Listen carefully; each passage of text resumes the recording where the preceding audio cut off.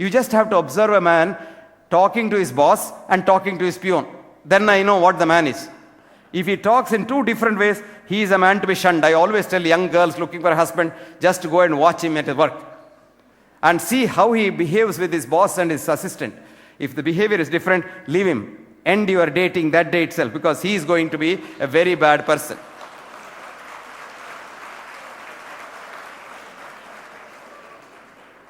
Now what does India need? Service. I'll tell you. 5 things. The UNIDO said 5 things India needs. 5 things. A. Clean drinking water for every citizen. Clean drinking water. Even in the remotest village, I'll tell you how to give clean drinking water. You know water supply? Go to the village and tell them, collect the water in a clean vessel, open vessel, cover it with a thin cloth, put it in the hot sun for 2 hours. No germ survives there. The greatest germ killer is the ultraviolet rays from the sun. Even if you have an air-conditioned bedroom in the 5-star place, open that in the morning and let sun's rays come in so that your bedroom gets sterilized. And for saying that sun rays kills every germ, Phil Nielsen got the Nobel Prize in medicine in 1903. பொய் சொல்லல, நிஜமா சொல்றேன். I'm not bluffing. I'm telling you the truth. Now, clean drinking water. 2, 3 square meals a day uncontaminated with human and or animal excreta. It's very difficult. 3, economic empowerment of village women. Man earns, he drinks, comes home empty-handed. Woman can sleep empty stomach, but she can't see her own children sleeping empty stomach. Not knowing where your next meal comes from is the greatest risk factor for a heart attack and cancer. Did you know that? If you know, they did a survey of offices in England.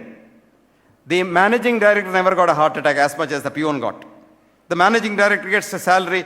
You know, a study recently showed the minute you get a Nobel Prize, walk that Stockholm, you know, you just walk that stage, you live 2 years extra.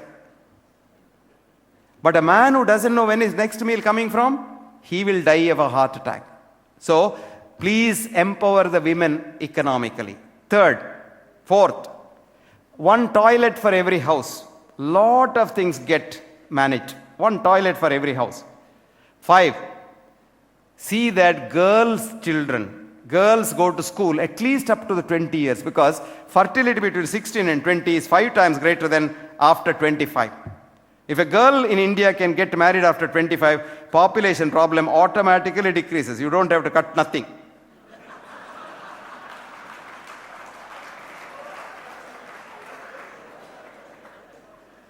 Another thing that you can do is to have a roof on top of those poor people, for which right now they have only the starlit sky. This is India's need of health care. I saw beautiful pictures of midday meal. I love it. But that doesn't do the job. The child is made in the mother's womb in the first 3 months of pregnancy, which is called the first trimester. This is the time all organs are made, and if the mother doesn't have nutrition, organs are not made properly. So the child will, if ever it survives and comes out, 50% of them die in the uterus. That's called stillbirth. If they come out at all, they are very small children, and they have a very small heart, very thin arteries, very small pancreas, very small liver. That's all right, because they live at least up to 30 years and then become diabetics. You know, this poor fellow, if he survives 30 years, he goes to Dubai, cleans the road, comes back with some money. There he eats a lot of, meat and things like that, which is very cheap. By the time he comes here and goes for a checkup in Jestlock Hospital, he's a diabetic. That doesn't matter. But what worries me is, there's a part of the brain called the hippocampus major, which is necessary for memory, creativity, learning, studying, everything. And this is so small in these children whose mothers didn't have nutrition, that these children, even if you give them 150% reservation, cannot pass SSLC. Because they have no creativity at all. I want you to give midday meal for every pregnant woman in Bombay, poor woman in the slums, right from the day she loses her first menstrual period. Please do that. You will get a generation of brilliant children who, even living in the slums, will one day get a Nobel Prize.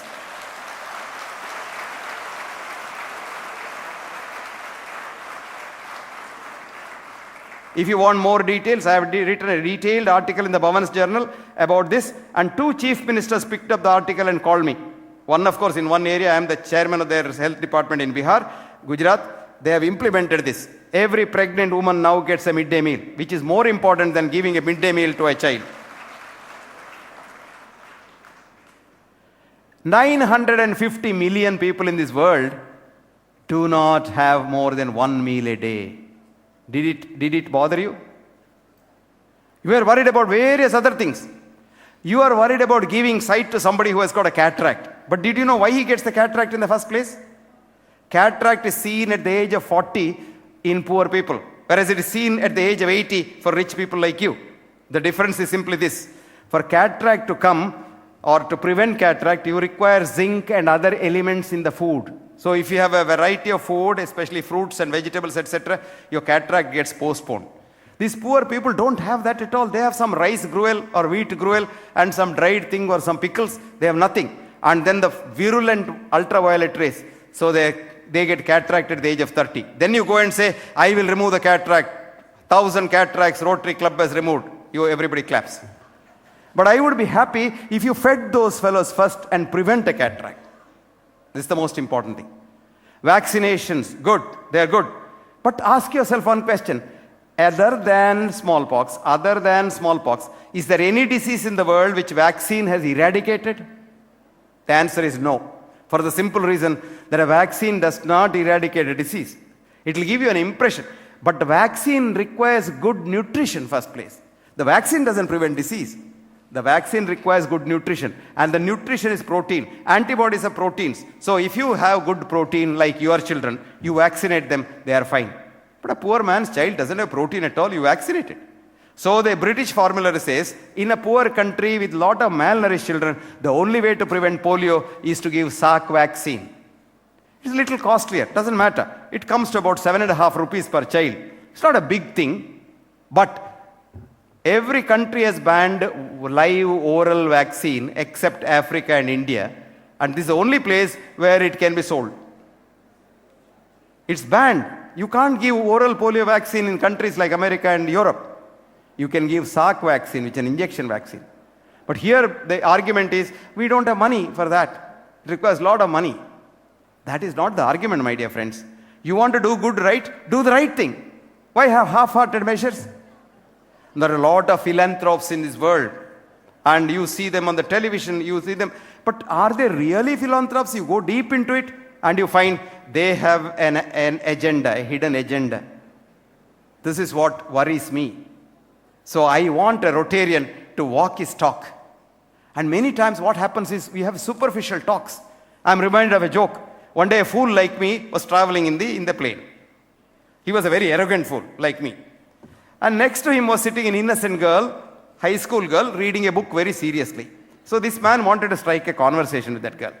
He said, young lady, I am told that if neighboring passengers talk to each other, planes go faster. Why not I start talking? She said, fine. She looked up from the book, seriously reading, and then she said, talk about what? Then he thought for a while, what can I talk about? Nuclear science, nuclear physics. So he said, what about nuclear energy?